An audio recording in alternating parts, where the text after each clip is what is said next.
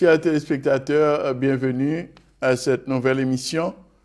Jeudi, nous avons invité que nous pour la première fois sur Télé Lumière, peut-être nous dans l'autre channel déjà, son host de Brillant Avenir.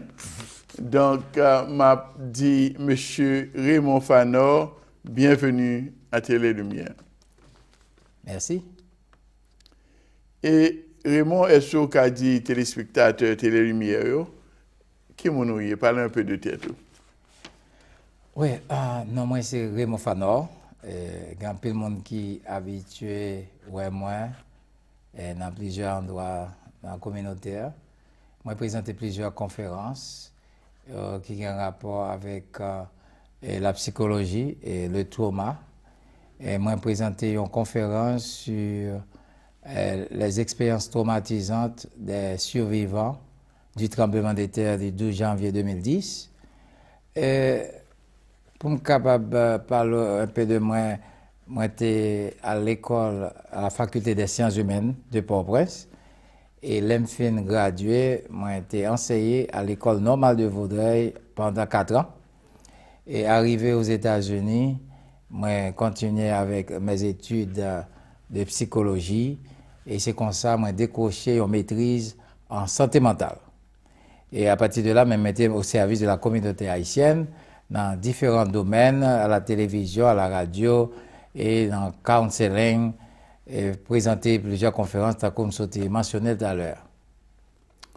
Bon, Raymond, on écrit un livre et on a dit, le titre livre là, c'est Spirituality and Spiritual Counseling in the 21st Century. Et Raymond, est-ce que tu as dit nous qui c'est que tu poussé à écrire livre ça? Bon, et motivation premièrement qui était pour thème à écrire ça, c'est tout simplement parce que moi été pensé aux enfants de rue. Et c'était la première pensée qui était venue dans moi-même. Moi, crois que ces enfants-là ont besoin d'aide et besoin d'assistance. Et c'est comme ça que j'ai commencé à écrire. Moi, j'ai commencé à écrire en anglais. Parce que tout simplement, moi, j'ai développé un intérêt pour la langue anglaise depuis en Haïti. Et depuis 3e, moi, j'ai choisi anglais comme langue de préférence, de prédilection. Et je suis dans l'Institut haïtiano-américain de Port-au-Prince. Et moi, je continue avec études anglaises. Et m'entrée aux États-Unis, bon, toute l'école m'a fréquenté ici en anglais. Moi, j'ai des amis qui américains et qui nous travaillent ensemble sur l'ouvrage. C'est inspiration est venue premièrement en anglais et me poursuivre avec lui jusqu'à ce que je dise nous capables de gagner un ouvrage qui est capable de présenter à la communauté haïtienne et aux étrangers de la langue anglaise, les Américains, les Jamaïcains, etc., etc.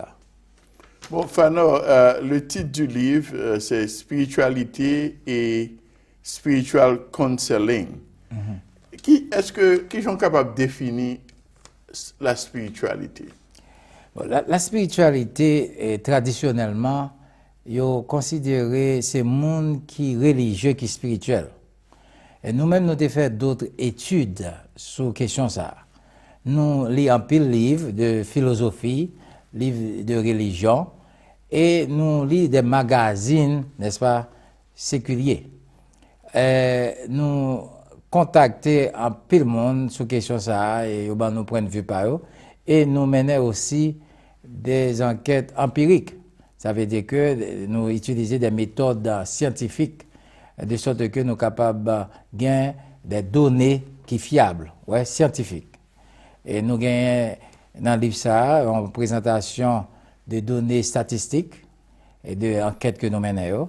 Et c'est à partir de là que nous sommes capables de valider notre thèse qui est autre chose, qui n'est autre chose que l'être humain est spirituel. So, l'être humain est spirituel, pour continuer avec la question là, la spiritualité, c'est l'essence même de la vie. Il y a un monde spirituel parce que simplement, il est capable utiliser faculté de gain de raisonnement. C'est à partir du raisonnement ça, il est capable, n'est-ce pas, gagner des sentiments qui développés à partir de pensées, des sentiments, et à partir de ces sentiments, des décisions et des actions. Alors, l'être humain en général a ses facultés. Ouais? C'est sur 3 axes que nous basons thèse nous sur la spiritualité humaine.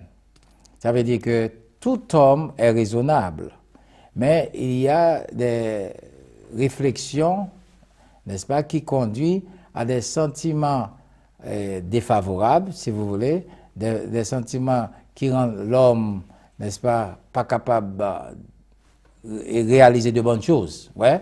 Parce que en pile monde agit sur émotion, c'est parce que à partir de pensées que vous gagnez, et émotion, ça va le faire prendre des décisions qui fatales, peut-être. Ouais? Par exemple, si on monde gagne haine dans le cœur pour contre le monde, alors il est capable de gagner ça relais, il a cruel intention, ça veut dire des intentions cruelles pour capable faire monde ça mal. C'est parce que tout simplement, il gagne des pensées négatives contre le monde ça. Et s'il n'a pas cherché aide, il est capable de prendre des décisions côté il est capable effectivement faire monde ça mal.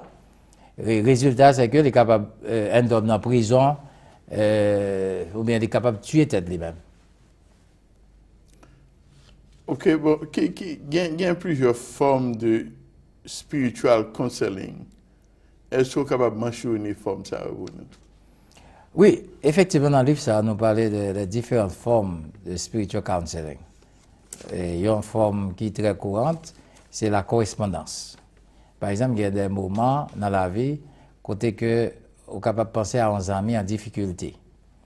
Et vous décidez, vous êtes capable de faire part à un ami ça, il y a une correspondance, il y a une lettre. Vous pouvez écrire une lettre. Lettre, ça